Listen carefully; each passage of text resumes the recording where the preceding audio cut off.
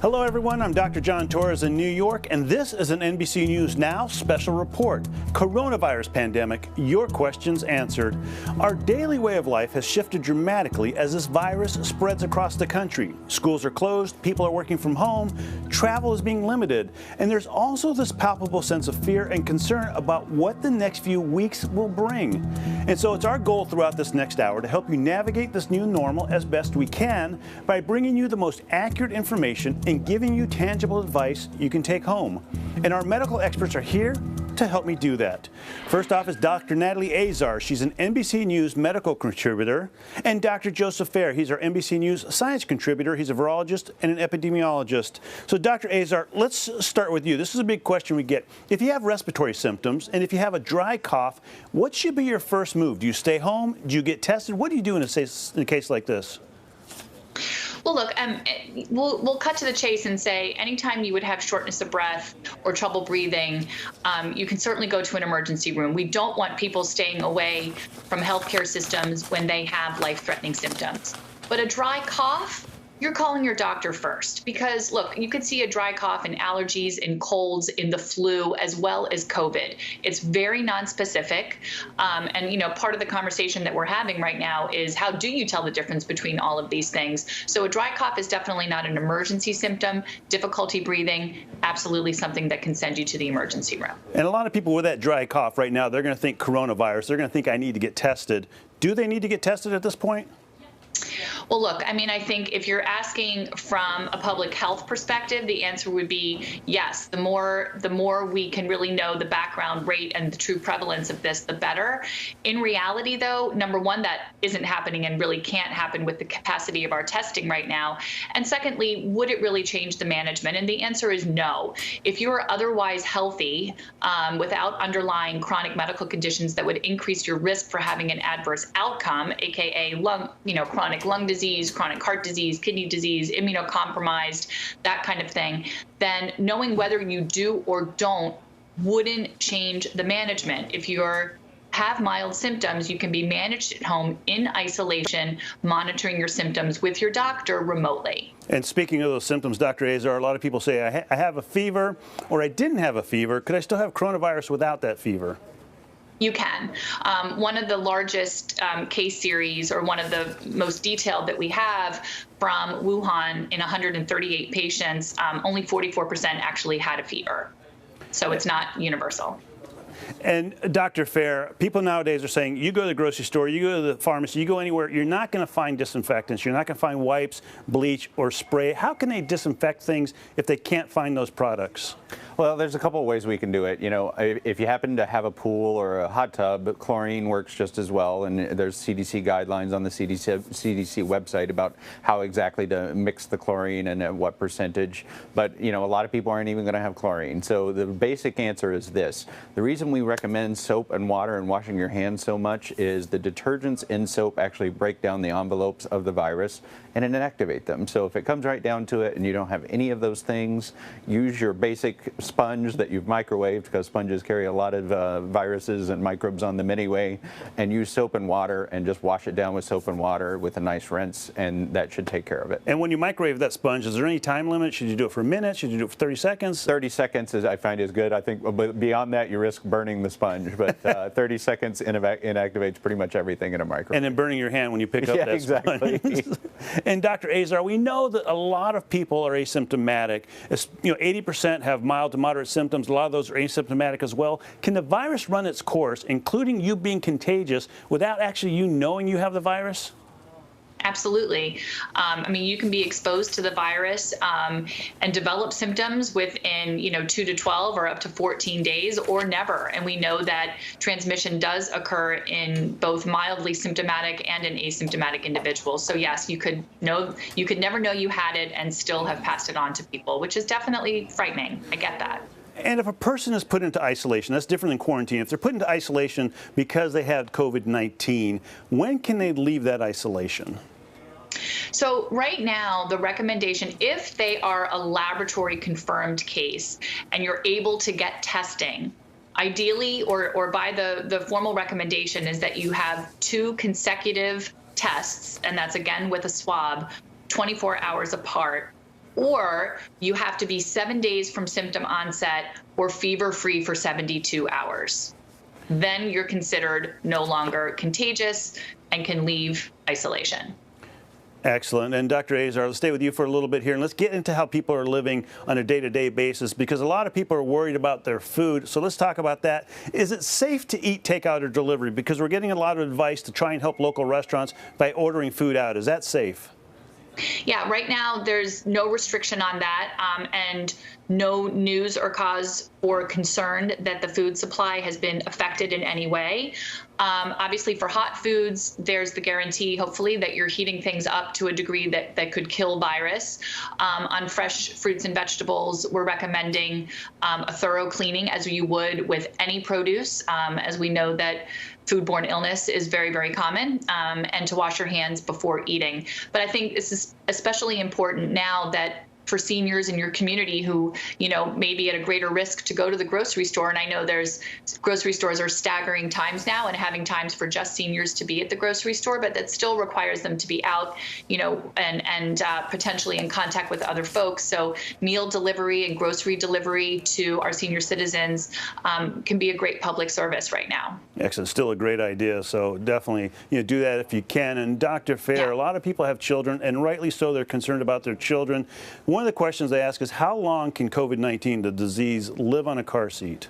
And actually, let me touch on that last point as well. It's just kind of along the same lines. If you're getting a food delivery and it's in a plastic case, remember to wash your hands after you've opened the case. And it's always safer to eat with a fork and a knife in a time like this rather than putting your fingers directly in your mouth. As far as car seats go, it really depends on the material. If it's going to be cotton or a cloth and it's more porous, it's going to last less than if it's on, say, a leather or synthetic surface. But, it can last up to a number of days. The laboratory studies have shown up to 9 days for coronaviruses in general. We don't know if this particular coronavirus can last up to 9 days, but general recommendation is when you get in that car, anything that someone else is going to have touched before you, being like the door handles when you're getting in or getting out, particularly when you're getting out, not when you're getting in, because there's sunlight on those door handles getting in. You're going to want to keep a barrier between you and those door handles. So if you have a tissue handy, open it with a tissue in your hand, and that's a way to keep yourself safe. Also, be very mindful of where you're putting your hands in the car. So if it's an Uber, for example, other people have been in there. Try not to put your hands on the seat. Keep them on your knees instead of putting them on the seat. And I imagine it's kind of like an airplane. You don't want to stick your hand in that seat pocket in front of you because no telling what people put in there. Absolutely. Okay. And Dr. Azar, let's talk about reinfection. People have a lot of questions about this as well. What are the rates of people catching this a second time? And if you do catch it twice, is it going to be less severe? Yeah, so there's a lot of I think there was a Chinese paper that came out about this that said something in the range of 14%. But these are just case reports. This has not been scientifically confirmed at all. And in fact, the thought is that remote reinfection certainly can have. You can get the flu one year and your immunity wanes, and you can get the flu again the next year. That the issue is that perhaps that a person tests positive, seems to recover, has a test which is negative, and then gets sick again. So the idea maybe there is that maybe that test wasn't really negative. Could it have been a false negative and the person never really cleared the infection? This is the test in between we're talking about. Pardon? This is the test in between we're talking about, the middle test. This is a test in between, exactly. So the issue of a false positive or a false negative that could actually be obscuring or clouding this, because I think most of us would think that if someone's immune system is robust, they should be able to form antibodies and develop immunity, and we would not expect reinfection right away. So again, there are case reports, but this isn't something, again, these are just individual cases, as opposed to a large study that really confirms that people in fact can be reinfected. So not something people typically have to worry about, unless of course they're immunocompromised. That's a different story. Correct. And Dr. Fair, again, focusing on children, because I do get this question all the time about play dates. You have your child in the house, they're out of school, they want to play with their friends. How can they do that safely, or can they do that safely? Well, I think in general, we're recommending if you can avoid the play dates, do so. But, at the same time, you got to keep in mind that children pick up on your anxiety, and we want them to have as normal a life as they can and keep their stress as low as you can. So ideally, if you're working from home right now because of COVID-19, it's a better time to play with your kid and spend more time with your kid, because it's going to be rare that you have a normal day where you can do that. But I don't remember if it was John or Natalie, just because we've talked about it on so many different shows, but one of the more innovative solutions that I think either one of you brought up or a viewer brought up was that they had an agreement with the neighbor next door that, our family is going to stay in our immediate circle, your family is going to stay in your immediate circle, and then we're going to have the play dates together with our kids. And so that's a way to minimize the risk. It's not eliminating the risk, but it is absolutely minimizing it, as long as both families, or the families that agree to do that, are all following the same rules. And Dr. Fair, one of the questions I get as well is air conditioning units. As far as, does that spread coronavirus, or heaters, do they spread coronavirus? Is that something people need to worry about? Typically every air conditioner or heater is going to have a filter in it. They're not exactly always going to be HEPA filter or high efficiency particle filters. But that being said, we didn't see that with SARS, and this is the most closely related virus we know to SARS, and we don't really see that with cold or flu. So the science is still out on it, but I don't think that's a viable route for infection with this virus. And Dr. Azar, the government over the last couple of days, in their different briefings they've had, they're hitting millennials pretty hard, and they're saying millennials are they're the solution to a lot of this. They're the ones that can really help get it under control, but also at the same time they're a problem. And today they talked about Italy and France having issues with millennials getting sick at higher rates than they do in China. Is that because millennials aren't necessarily paying attention to what they're trying to tell them to do as far as that social distancing?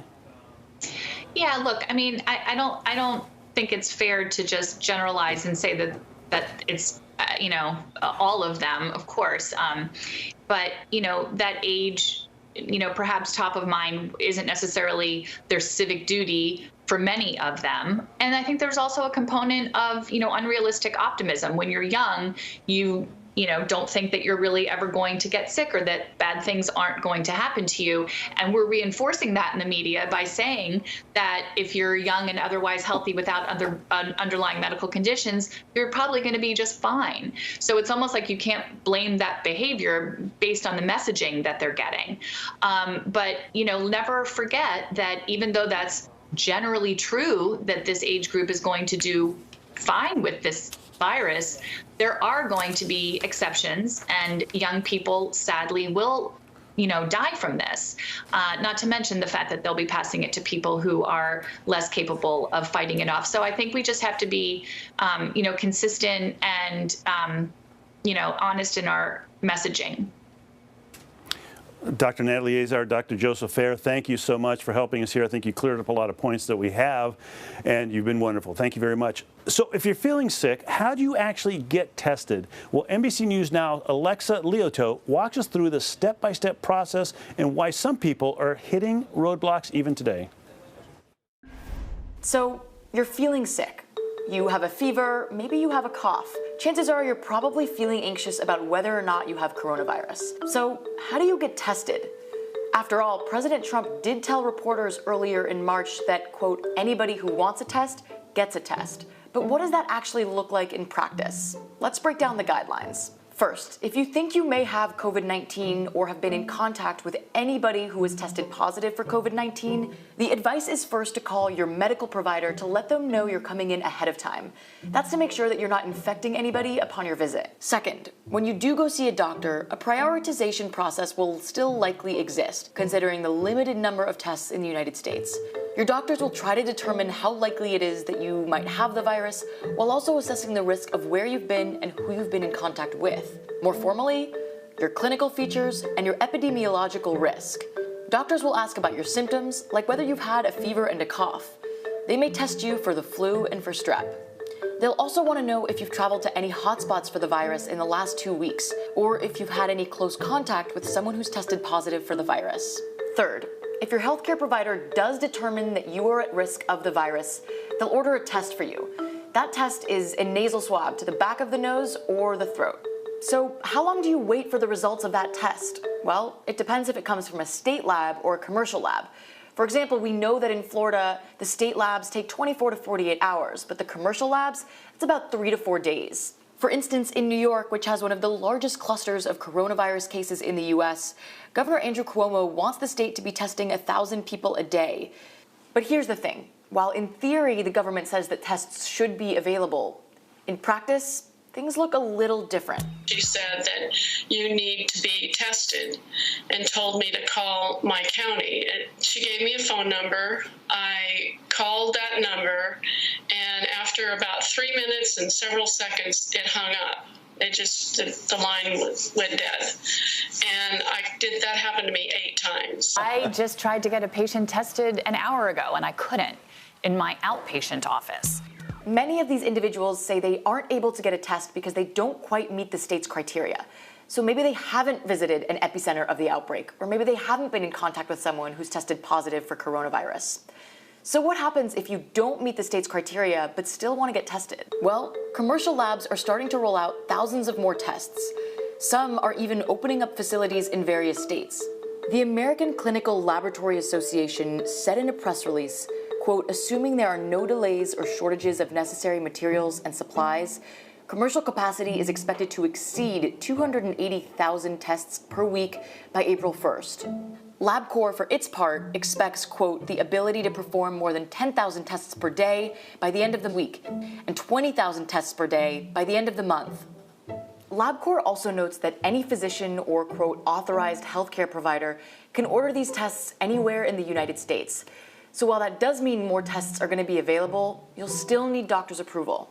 Other states like Washington are getting help from private charities as well, like the Bill and Melinda Gates Foundation that's hoping to offer at-home testing for the Seattle area. These drive-through testing sites are going to be crucial to try to slow the spread of the virus, and we're one of the first ones that Dallas has seen. Doctors here making plans weeks ago. And while there have been significant delays, confusion, and shortages, the testing situation in the United States should be getting better. President Trump on Friday did declare a national emergency that would free up about $50 billion in aid for states to expand their treatment and specifically implement drive-through testing. On Saturday, the House of Representatives passed legislation that expands free testing as well and helps with paid sick leave. As House Speaker Nancy Pelosi said in a letter to her colleagues, quote, this legislation is about testing, testing, testing. So we've talked about your physical health. Now we're going to talk about your financial health. And you've probably been avoiding looking at your 401k. Coming up, we'll talk to some experts to help you navigate this new normal.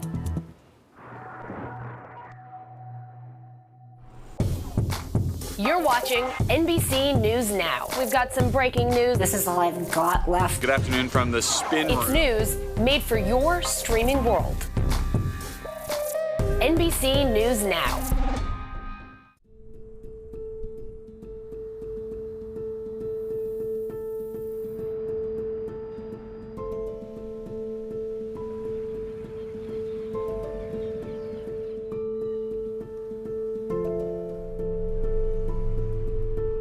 We're here for them. We are the community. It's definitely good to hear. You always want to hear that the wages are going up. We work hard, we bleed, we sweat, we cry when it comes to these cars. Without this pill, we die. He's doing the best he can for the country, and they're getting in the way. We're going to build the wall. We have no choice. This is an emergency. There are 0 hours left to take action. Because we're incarcerated doesn't mean that we should lose our right to vote. This is the perfect time to graduate. There's like a lot of shooting happening. These are thoughtful voters who, more than anything, want these candidates to cut to the chase.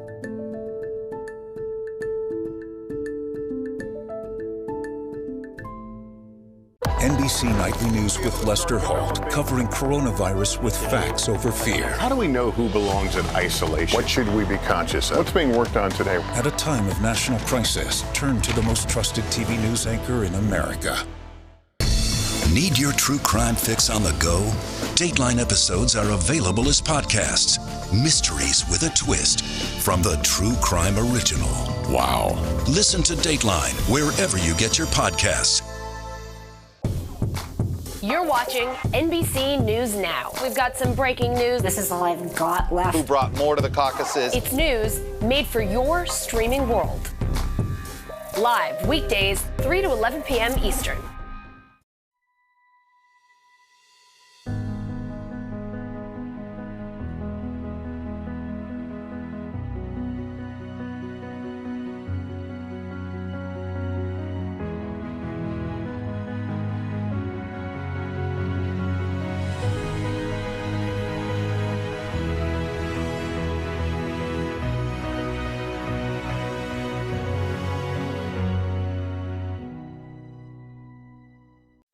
reporting from Las Vegas, Manchester, from Washington. Why should your judgment be valued? I'd stake my judgment against anyone out there. Is party unity your concern right now, or is simply winning as many states as you can? Well, it's both. NBC Nightly News with Lester Holt. If it's digging in on the issues. Let's talk about money and politics. If it's asking the questions you want to ask. How do you reassure those supporters that you will sustain this? Just watch me. If it's navigating the winding road to the White House. And if it's Sunday, it's Meet the Press. The coronavirus outbreak. What's next? NBC News has in-depth coverage, answers to your questions, insight from medical experts, and up-to-the-minute live blog updates. For continuing coverage, turn to the networks and platforms of NBC News. As the coronavirus pandemic brings life across the country to a grinding halt, Americans are facing a new normal, one that may include losing their jobs, losing their income, and even losing their health insurance. To help us navigate this, let's bring in NBC News senior business correspondent Stephanie Ruhle and NBC News investigative and consumer correspondent Vicki Nguyen. Steph, let's start with you. People have either lost their income as a result of the pandemic or on the verge of losing their income. What can they do? File for unemployment. I know that we are watching the news every day and we get different messages, and it sounds like people might be getting an actual check from the government. But we also know that unemployment benefits, more and more people are asking for them. Certain states are seeing more people apply for unemployment in a day than they see normally over weeks. So people need to go on their state's website, make sure you're going .gov, not .com, because you don't want to end up on a scam site, and immediately apply. The government has actually fast-tracked people to receive it because normally there's a decent amount of lag time, but right now the government knows this is like a natural disaster. The president has said he considers himself a wartime president, and that money, people need it, especially if they're being asked to stay at home, to take care of their kids, and they don't have any income. So apply for that unemployment, and hopefully it'll get there soon. And Steph, I know a lot of business owners. I was a small business owner at one point. You think, okay, if I just bring them back to part-time, I'm helping them out a lot. Is that the best thing to do? Not right now, because what we're being told from a medical perspective, and you know this better than I do, is simply to shut down for a period of time. And I know it's hard because when you run a small business, it's like a family. You're a team. But the sooner you can say, let's put these employees in a position where maybe they can be getting government support, leave in that direction, then you know what? When things are back up and running, when we're out from under this cloud, then you can bring those employees back. Hopefully they'll be available. I hope so, and I hope it's not as long as it looks like it might be. But Vicki, spring break is coming up, and a lot of folks are going to go vacationing, and they're going to stay in Airbnbs. What should they do? Well, if that trip is within the next 15 days, I hate to be the bearer of bad news, but on Monday, President Trump made it very clear he wants all Americans to stay home, and that means staying home from spring break. I don't want to tell you, and it's not fun, but this is an extraordinary time where we have to accept a new normal and take extraordinary steps. Now, if your trip is beyond that 15-day window, things are certainly still in flux. The CDC has certain guidelines and questions that you should be asking. Are you headed to an area where coronavirus is spreading? Are you traveling in close contact with other people? Are you yourself healthy? Will you have a plan for what to do if you get sick? And then when you come back, who are you coming into contact with? Those are all questions that the CDC is asking people to consider before they take any sort of non-discretionary trips. Also, can you take any time off when you return? What if you do get sick? What's the plan there? The idea now is, as you know, we need to slow the spread of this virus. So the sooner that we can do that, the sooner things can return to normal. If you have plans for an Airbnb, right now Airbnb has just announced that they have extended their policies for extenuating circumstances. So they are allowing people to cancel without penalty. So if you're considering a spring break trip, you want to cancel, you're worried about losing your money on an Airbnb, you can get it back. And something you brought to mind is if you do go to a place that turns into a hot spot, especially if you're around somebody that has COVID-19, the disease, you might end up getting quarantined for 14 days back here. You might not be able to go to work. So same thing you said, you need to be ready for that. Exactly. You've got to build that time in. Is it worth the risk right now? And Steph, Ford, GM, Chrysler, they all announced today that they're temporarily closing factories because of this virus. What does that mean for their workers? You know, that depends on which of the big three. You know that before we heard this about the auto companies, some of the biggest companies out there who have had to lay off or temporarily close down because they're not necessarily laying off workers, they're just closing down. So when we've seen that happen in stores, for example, like the Apple store, they were willing to pay those part-time employees employees during this time. Now, in the auto industry's case, those are full-time employees, so we don't know the details to that yet. But what those auto workers should do is talk to their own HR department and see what they're going to do, what their company's trying to do with them. And remember, you just said you at one point you were a small business owner. These big companies are in a very different situation. They have a lot more slack and cushion, or at least they should, to support their employees during a stress time like this. It's one of the reasons a lot of people are seeing pushback against the idea of a bailout for the auto industry, because I want to remind people that 96% of what's known as the free cash flow, the money that airlines had on hand over the last few years, they didn't save as a rainy day cushion. They used it to buy back shares. You know who that serves? Shareholders, not the employees, not their end user customers. So at a time like this is when companies want to have a cushion. And so it's time to take care of that employee right now, because they obviously need it, especially what's going on over the next couple of weeks and couple of months. But Vicki, one of the other things that's going on out there are a lot of consumer scams that are circulating around. What should people be on the lookout for? Anything coming to their email box or that's being shared on their social media that's too good to be true. Some key scams to be looking for: phishing emails. These are the emails that look like they're coming from an official source. Maybe they look like they're coming from the World Health Organization or the CDC with some information about the coronavirus that you haven't heard, and they're urging you to click on a link or download an attachment. Never, ever do that. Not only could that be putting your personal information at risk, that could also put you at risk for ransomware, where bad software is being downloaded onto your computer and then freezing all of your files. So be on the lookout for those things. Also, those emails that seem like they're from people that you know, telling you something that seems too good to be true, that you haven't heard, like holding your breath for 10 seconds. And if you can do that, that means you don't have the coronavirus. Or drinking water every 15 minutes is going to help you avoid the virus. These are things that, for whatever reason, are going around. Scammers are using them to try to phish, look for data patterns. Don't fall for these things. Always go to a trusted, reputable news source. And if you are looking for information, go to that website. Go to the CDC's website or the World Health Organization or NBCnews.com. Go there directly. Never click on links from emails that you are not expecting. The other scams that are going around have to do with cures. We're seeing now fake testing kits that are being circulated, that are being sold direct to consumer on online marketplaces. You cannot get a coronavirus test direct to consumer. These are only being administered through public health departments. So if someone wants you to pay them money for a test that promises you results for the coronavirus, don't fall for that scam. And there is no cure for coronavirus, bottom line, so don't fall for that any way, shape, or form. And Stephanie, April 15th is around the corner, just a few weeks away. Are taxes still going to be due that day?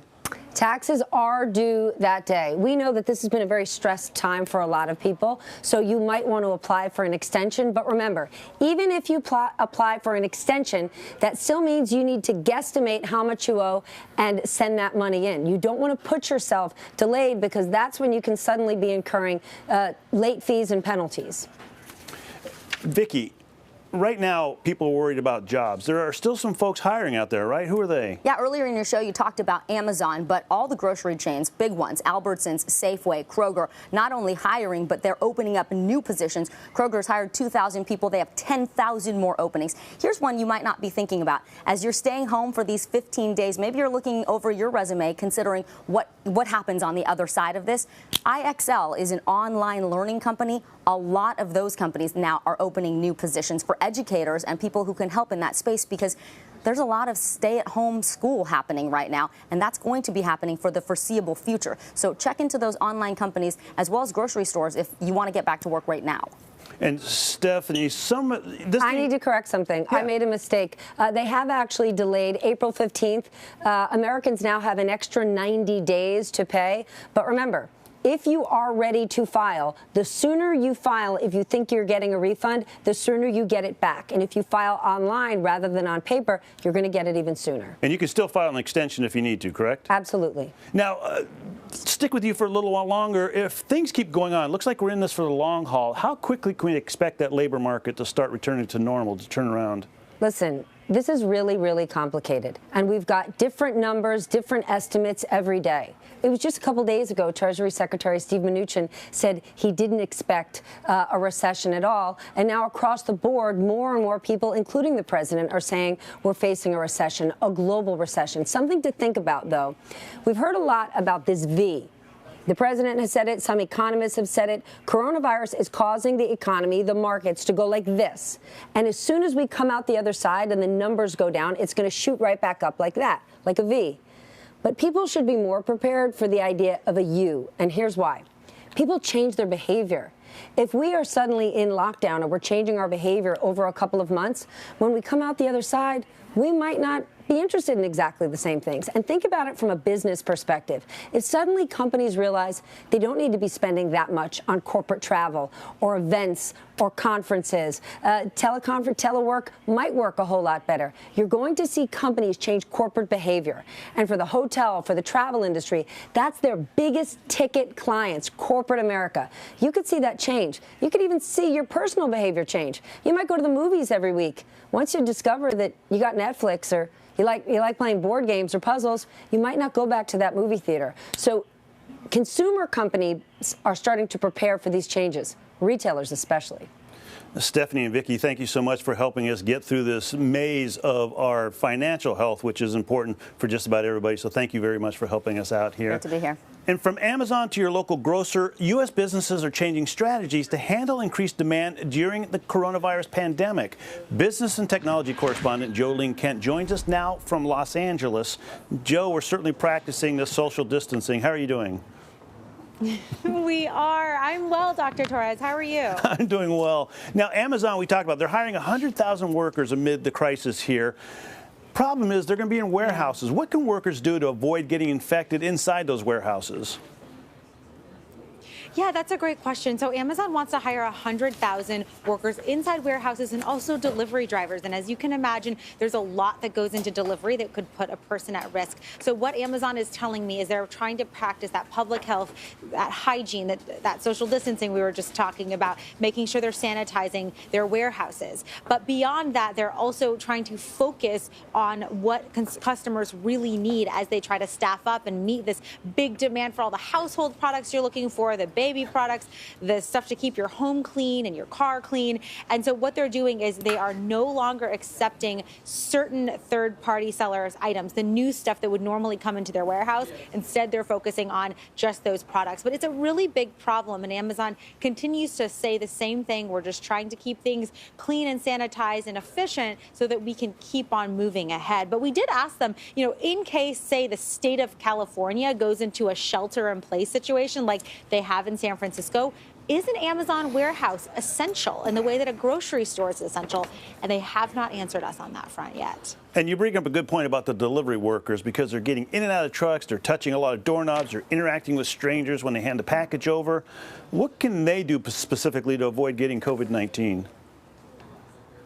Well, the good news is on the consumer side, there are ways to elect for contact-free delivery. And so there's ways for you can elect to have your package through a bunch of different delivery services left on your doorstep or left outside. Of course, you can elect these different options in different ways, not just through Amazon, but other delivery programs. But there's certainly a lot of concern around this. And we've been talking to a few retail e-commerce giants beyond just Amazon, and they're trying to provide everything that they can when it comes to the sanitizing wipe and the hand sanitizer to keep everyone feeling safe and practicing safe hygiene.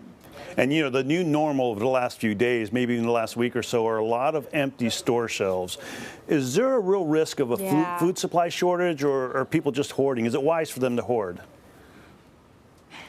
Well, what we're seeing right now is everyone's panic buying, right? You're going to the store, you're seeing the long lines, there's no sliced bread, there's no milk, there's no toilet paper. But the good news is that we see this surge in buying, but all of the major grocery store chains are telling us there's plenty of food. The real issue is the supply chain and logistics. So when people see panic buying, they panic buy. That creates a double whammy effect. Then the store shelves are empty. So a lot of these grocery stores are having to cut back their hours, say closing a little earlier or opening a little later in the morning so they can deploy their staff to restock the shelves. Of course, there's delivery from the warehouses. There's that aspect of it. And I know Vicki mentioned earlier, a lot of these grocery stores are hiring up, and they're hiring on the spot in some cases just to get enough people there to handle this surge in demand. In fact, I was just talking to a cashier last week before this got super, super intense here in LA, and she said that it was Wednesday night, right after President Trump spoke, and she told me this is bigger than Thanksgiving and Christmas, and that was a week ago. And, you know, Stephanie talked about big businesses and how they have that cushion to keep things going through this time period. Small businesses, a lot of people are concerned about that, especially the mom and pop type businesses. How can people help keep their local small businesses thriving, or at least alive through this? Well, yeah, it's a very tough situation. We're hearing from a lot of small businesses that they are just ceasing operations. But the good news is if you are, say, a coffee shop or a small restaurant, what you can do as a customer is you can go and order online or order by phone, pick up in person, or have it delivered. Patronize those institutions and those businesses, because that's really where, you know, the margins are so thin when it comes to the restaurant industry. Surviving month to month can be difficult. And then you throw on top of that the coronavirus pandemic, and it just becomes impossible. But we do know that some of the retailers, the bigger names, they're trying to set an example by shutting down and also paying their workers. That's not as easy for a small business. It's very difficult to do that. So there have been some federal measures proposed to provide some support. You also have companies like Facebook that are stepping in, trying to provide small business grants to make sure that there is some money that can sustain some of these small businesses that maybe sell on Facebook Marketplace. But in the case of Amazon, as they stop taking new products from third-party sellers, that is going to result, and we've heard reports of this, we've heard from some of the third-party sellers that they're worried about, are they going to have to lay off workers? And Joe, do you think there's going to be a lot of these small businesses that are simply going to end up going out of business, especially if this thing goes on? You know, sometimes they're saying 45 days, sometimes they're saying July or August. Yes, I do. We've been talking with a lot of Chinese restaurants that were originally affected when coronavirus took hold in China first, before the first cases were declared here in the U.S. and in California. And what they've started to realize is some of them are closing permanently because business was already getting a little bit slower. Maybe they were a larger restaurant with a larger staff. And so we do see some of the restaurant economics, if you will, playing out here. And we will see that on the retail side. You've got big companies like Macy's and Bloomingdale's closing their doors temporarily. Those are retailers that are already struggling. It's very difficult to pay rent when it comes to this retail apocalypse we've been covering forever. So you may see some acceleration, I guess, when it comes to some of these retailers struggling or closing up permanently. And that also goes for restaurants and a lot of your small businesses. It's a very, very difficult time. And Joe, we always talk about blunting the curve when it comes to the cases of coronavirus. Sounds like it's the same thing we need to do when it comes to these small businesses. But Jolene Kent, thank you very much for helping us sort all this out. Yeah. And while a majority of people who catch coronavirus will have mild symptoms or no symptoms at all, one group in particular is at risk, and that's adults over 60 years old. Joining us now is Dr. Sean Morrison. He's the chair of Brookdale Department of Geriatrics and Palliative Medicine at Mount Sinai in New York City. Dr. Morrison, wonderful seeing you there. I know you're supposed to be here, but we're practicing our own social distancing, so you're not here, you're far away, which is great. But what are you seeing in your practice when it comes to geriatrics and how this is affecting them? What we're seeing is very similar to what everybody is seeing, is that people are worried. We have not seen a large influx of older adults coming in with respiratory symptoms yet. What we are doing in our practice, though, is preparing for that, and preparing for it in 3 ways. First is we're contacting all of our older adults and letting them know that if they have a routine appointment, if it's just a regular checkup, that they should stay home until we're through this. For those who we can do telephone visits or video visits, we're doing those, and we are only asking people to come in if they have ongoing medical conditions that actually need to be seen in the office and managed. We are asking people that if they develop respiratory symptoms, to call us first before they come in. And if they don't have shortness of breath, if they don't have high fever, if they don't have weakness, to stay home and self-isolate themselves. What are you seeing as far as the elderly, the older people, the COVID-19 and how it presents differently in them? Are you seeing any differences? We don't know yet, unfortunately. What we do know is that for some reason, older adults seem to be at higher risk for severe COVID-19, that risk seems to increase after the age of 60, and that continues up well into the 70s and 80s. But whether the disease is presenting differently in the elderly, we just don't know. If we look at other diseases or similar infections, what we do see is the elderly are less likely often to mount a high fever. But can we say that with COVID-19 teen yet? We just don't know. And one of the big questions I get from a lot of people, because they have aging parents who might live either further away from them or not necessarily with them, what can they do to help them out right now? They can do really three things. The first is to make sure they're okay and they're following the guidelines that everybody should be following, which are obviously wash your hands, don't touch your face, and disinfect everything. But particularly for older adults who have adult children, there are an additional three things they should be doing. One is they should have a month's supply of food, other essentials, and medications, so it's in the house and readily available. Many people have a home care worker or somebody who comes in regularly to help get through the day, do some light cleaning, prepare meals. There should be a backup plan if that home care worker can't come in or is unable to come in or is ill themselves. And finally, importantly, there should be a plan in place as to what happens if one of my parents gets ill. How do I care for my parent, and how do I ensure that my other parent doesn't get ill as well? That can be extremely helpful in preparing for the hopefully unlikely event, or hopefully for the possibility that people develop this illness. And Dr. Morrison, I don't know if you're seeing this in your clinic with your patients or at least their families, but I'm getting this from a lot of people that I work with and that I just have met and know, and they're saying one of the things with their parents is they can be stubborn and they're not necessarily listening to the advice about, don't go out in public, watch out for that social distancing. They're still going to bridge club, they're still going to get their nails done. What do you tell people, your patients, when they come in and they're saying, I'm still doing the things I normally do, I'm not going to change anything?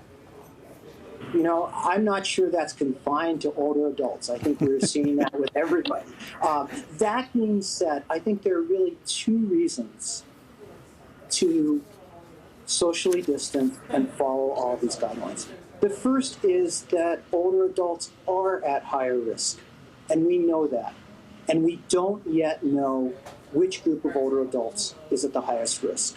I would love to be able to tell my healthy 80-year-old who has no other medical conditions that they're at pretty low risk and at much less risk for, say, a 70-year-old who has underlying medical conditions. We just don't know that. What we know is that age is a major risk factor. The second reason that people need to practice the public health guidelines that the CDC has put out is that we are at a very important point in preventing the spread of COVID-19. If we all act in a responsible manner, if we take the actions that the CDC is recommending, we have a very good chance of averting the worst case scenarios that, for example, we've seen in Italy. And that goes for everybody, both older adults and younger adults.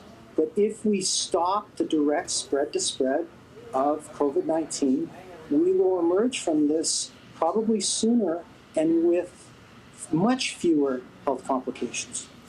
Dr. Sean Morrison, you're on the front lines of this crisis. I want to thank you for taking time to talk with us and getting us a little more clear on especially our parents as they're getting up there in age and what things we can do to try and help them out. So thank you very much. I appreciate it. My pleasure. Thank you. You bet. And several counties in the Bay Area have issued a shelter-in-place order this week to slow the spread of coronavirus. When we come back, NBC's Jake Ward joins us to talk about his family's experience with social distancing.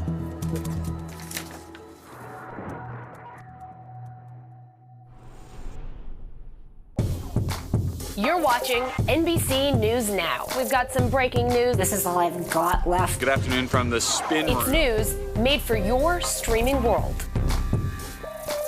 NBC News Now. If it's digging in on the issues. Let's talk about money and politics. If it's asking the questions you want to ask. How do you reassure those supporters that you will sustain this? Just watch me. If it's navigating the winding road to the White House. And if it's Sunday, it's Meet the Press. Need your true crime fix on the go? Dateline episodes are available as podcasts. Mysteries with a twist from the True Crime Original. Wow. Listen to Dateline wherever you get your podcasts. You're watching NBC News Now. We've got some breaking news. This is all I've got left. Who brought more to the caucuses? It's news made for your streaming world. Live weekdays, 3 to 11 p.m. Eastern.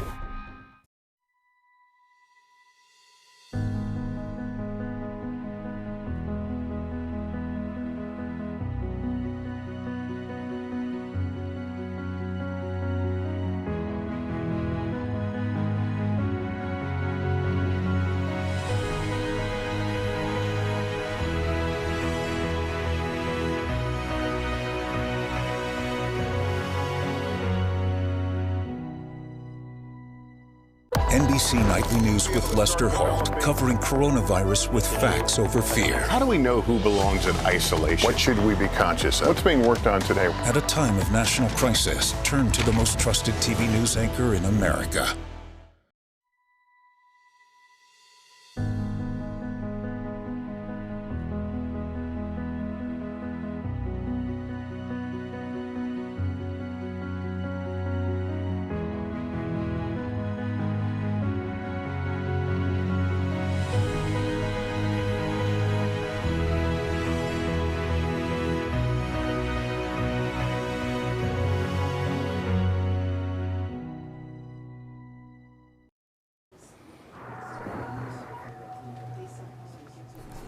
Our very own Jake Ward is sheltering in place as part of a mandate for 9 counties in the San Francisco Bay Area. He gave us a look at what his first 24 hours have been like.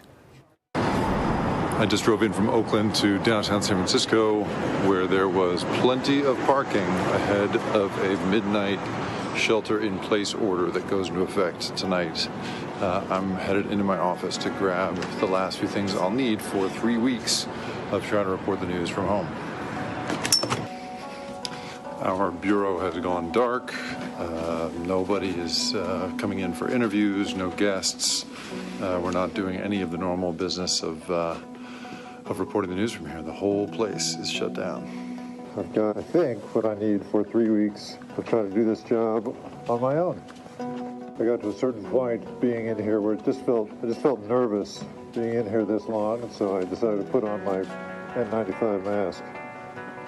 And that's it. I've got all my stuff, camera, microphone, lights, to try to do the job from home for 3 weeks, starting now. Here in the Bay Area, we are preparing to be basically at home under this order, which lasts until April 7th. And that means no non-essential travel. Unless we are actively sick in some sort of emergency or have run out of food and must make a run to a grocery store, we otherwise have to stay at home. Essential services will remain open, grocery stores, pharmacies, but everything else, essentially, bars, restaurants, gyms, all of that is closed. And that means we're all going to get used to life at home. We've been preparing here to be basically the educators of our own children, so we've come up with this little schedule: 8 to 9 a.m. movement, 9 to 10 a.m. Writing and literacy and reading, a snack, a playtime, movement, a meditation time, which we are all going to need. All of this is, us just kind of winging it. None of us are trained in my community, to do this kind of thing. We don't know how to stay home. The incredible pressure that we're all going to feel to remain in our houses, try to make some sort of meaningful life for our children while we're here, and most fundamentally to do whatever we can to not go out. All of that is going to be a tremendous challenge for people in this community. Right now, it's kind of cute. My kids have a nice little routine going. My wife is doing conference calls. But you cut to week 3 and, who knows how we're all going to be feeling about one another, much less what we're going to be eating.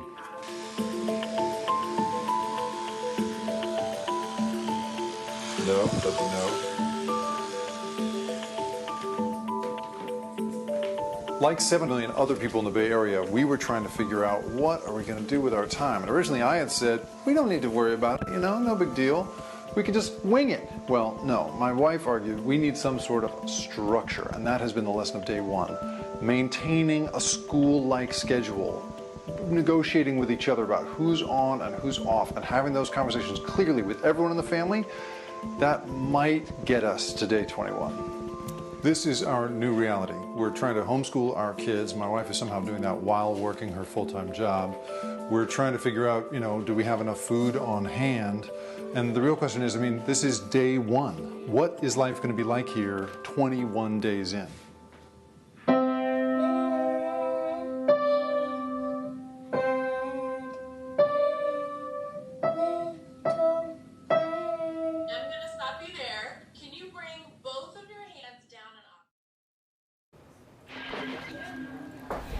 And Jake joins us now from his home in Oakland, California. Jake, thanks for letting us in your house there and a little idea of what's going on. You know, yesterday, New York City Mayor Bill de Blasio said in a press conference that shelter in place could go in effect as soon as tomorrow here in New York City, 48 hours notice. How do you prepare for that?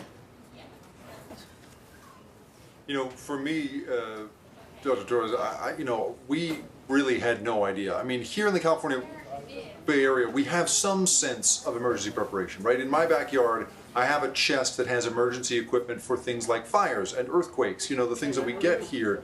But this idea that we were supposed to lay in supplies for several weeks at home is a whole new thing. I will say, when I compare how our experience has been to what I have read about life in Wuhan, right, where security guards were posted at the entrances to people's homes, keeping them from leaving or entering, where your phone was tracking you everywhere you went and telling you whether or not you were quarantined. You know, life is pretty loose here as compared to that. But certainly there is this order, right, the most strict in the country here in the Bay Area, that says you can't go out except for essential activities. Of course, here in California, we consider an essential activity to include exercising outdoors. We're allowed to do that, but we're not allowed to do it in groups. And doing so, they say under the order, is illegal. And so I think we're wavering on the edge here of a real need to lock it down, right? That is certainly what, we need to stop sort of exchanging air and exchanging, any sort of close contact, because that is the danger here. So the question is,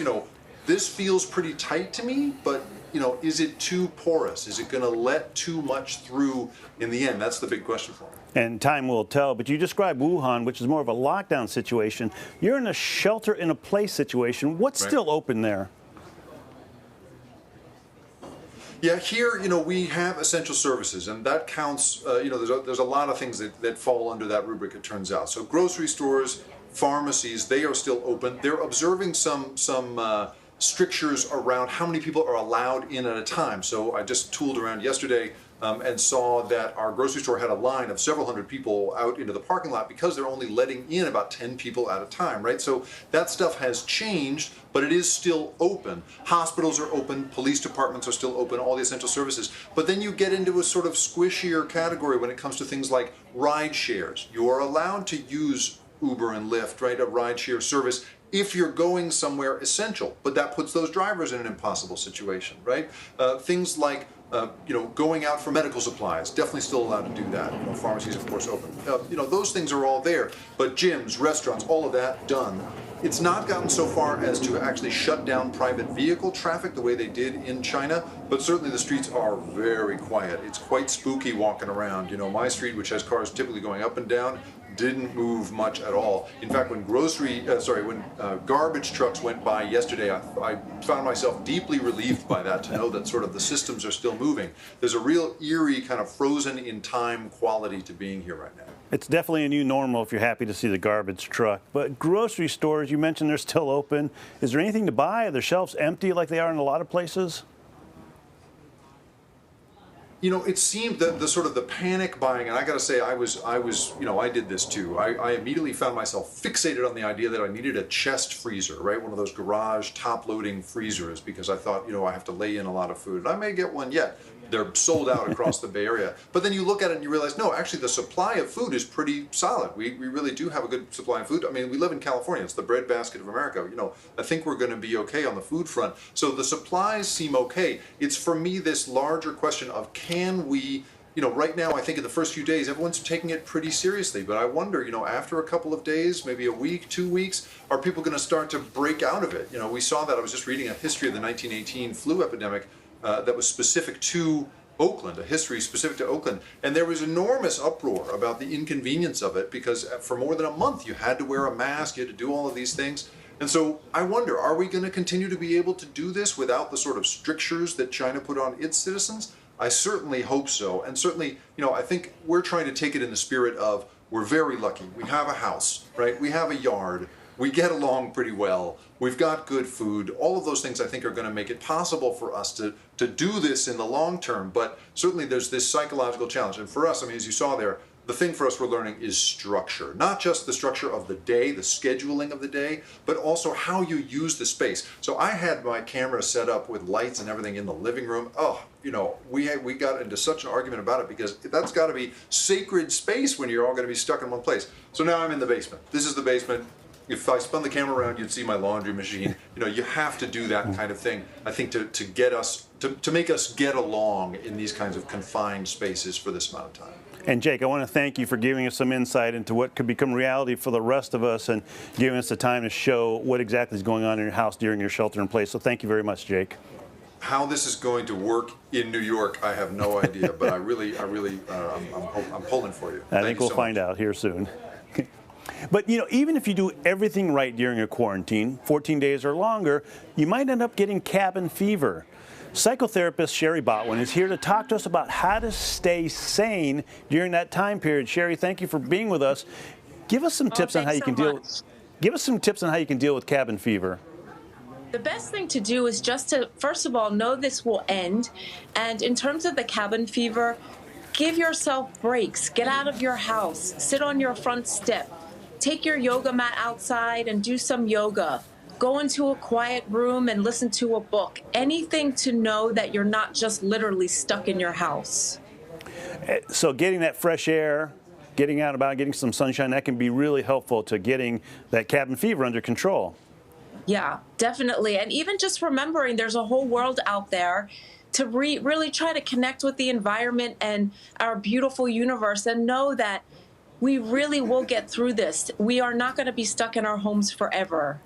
And for parents who have school-aged children, they're not their kid's teacher, but now they're being asked to administer work that's sent home by the schools. How can they get their kids to do that? It might not be an easy battle. You know what? The one thing I'm reminding myself is that I can't go from being my little guy's parent to his teacher. So I say to myself, what can I do to support him in doing his work without trying to be his teacher? So one of the thoughts that I had was, get one of the students from the class on the phone. Do a FaceTime study group. I know tomorrow I'm planning a 10 o'clock online school with one of my little guy's best friends, and they're excited about it. We need to make it fun, and we need to know it's not going to be perfect, and we're going to do the best we can. But really what matters the most is that we stay safe and that we stay happy. We can't let this put us under the edge, or over the edge, I should say.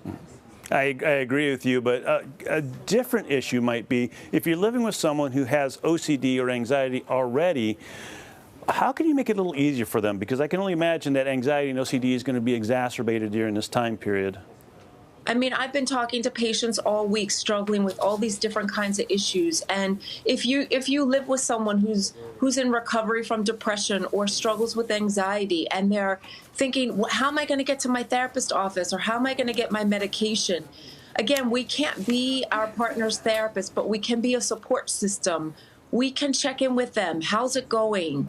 Are you talking to your therapist? I know most therapists are still conducting sessions via telemedicine, so they can still be in treatment. And I think just to reassure them, it is a really hard time. And if you are struggling more, it is okay.